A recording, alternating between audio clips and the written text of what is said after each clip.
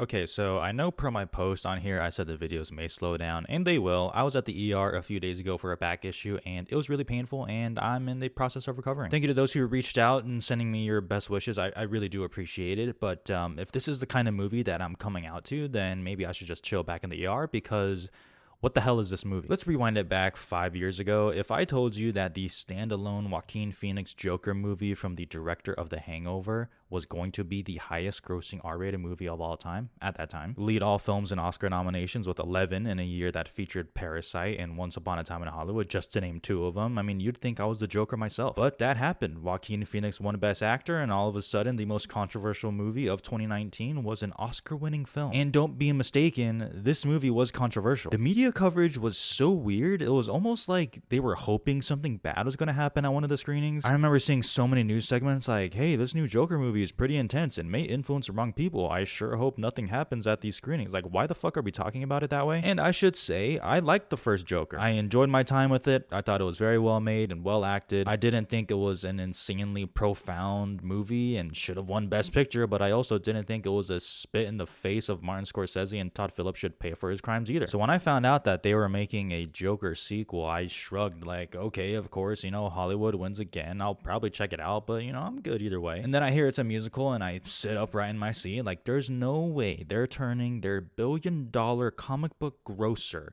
into a musical. There's simply no way. And then they cast Lady Gaga as Harley Quinn, and I'm like, okay, so they're actually doing it. And this has been, especially since I've already seen some of the bigger movies that have been released, this has been my most anticipated movie of the year out of sheer curiosity. And after seeing it the other day, I still can't believe this is a real movie that is going to be shown to audiences all over the world. This movie is so strange. And I almost never say this in videos. I don't know if I ever have because I hate when people say it, but I'm going to use it here.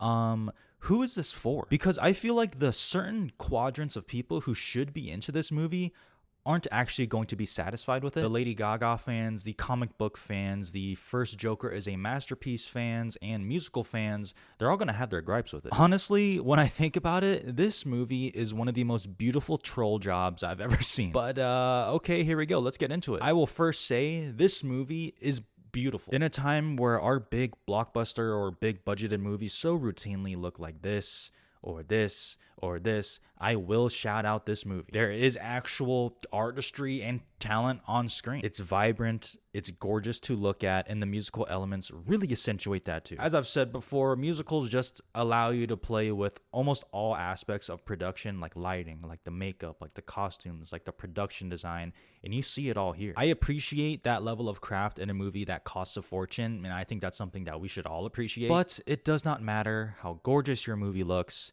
if the story you're trying to tell just doesn't work.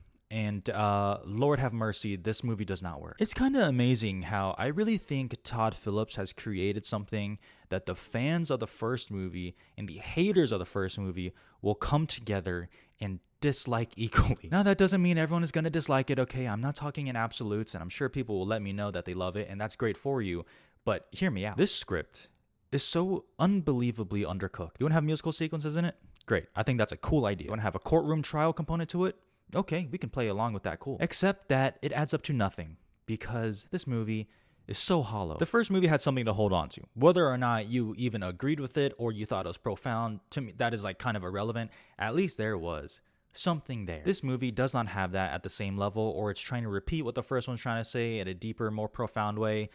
No. You can only handle so many empty musical sequences before you start thinking to yourself like, okay, what is this actually trying to do? And I'm not known as a musical person. That's not my preferred genre, even though lately I have been kind of into it. I mean, you're looking at someone who saw Wonka like 5 times in a week. But one problem I do see a lot with musicals, and it's why they frustrate me a lot, is how the musical sequences are incorporated into the movie. For example, I think the musical scenes in La La Land never disrupt the flow or the narrative or the momentum that the movie builds. They further enhance what the movie is trying to say and its themes, and also they're just love. But in this movie, they either completely ruin the momentum that the movie just built, or they add up to nothing because like, oh, it was just in his head.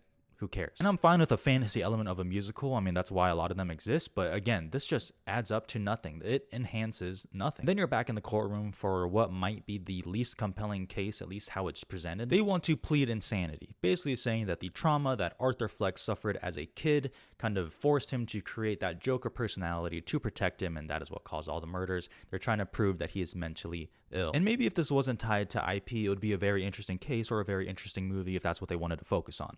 But let's be real. The movie's called Joker. Like, no one in the audience is like, yeah, like, let's set him free. This movie is just really confounding to me because 4 scenes that are so gorgeously crafted, they feel directionless. There's a scene where Lady Gaga is singing and Joaquin Phoenix is like, no, stop singing. And I felt that because the movie needed a break. I just can't believe how dull and uninspired this movie came across. And as I mentioned earlier, I was coming into this like with a positive. Like, I was ready to love this. It has nothing meaningful to say. It has nothing compelling in its story. It's just kind of there. And that's no fault to the performances either. Joaquin Phoenix is still one of the best actors we have, in my opinion, and he's good here. I mean, still very striking. But do not fuck with me, okay? Do not.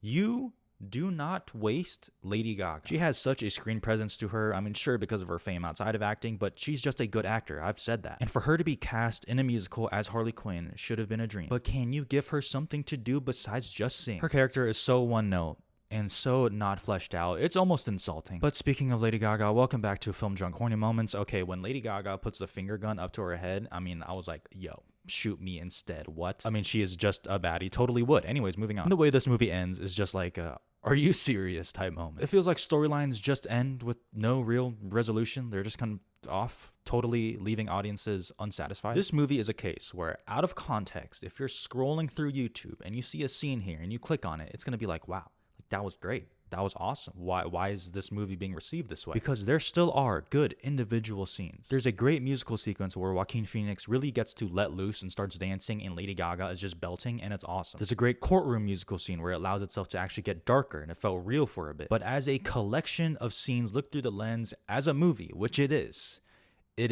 a completely dull and uninteresting and flat experience. One of the biggest disappointments of the year, baby. Joker FOLIE 2 stars. Okay, time to rest up again. I'll see you all when I see you. Much love.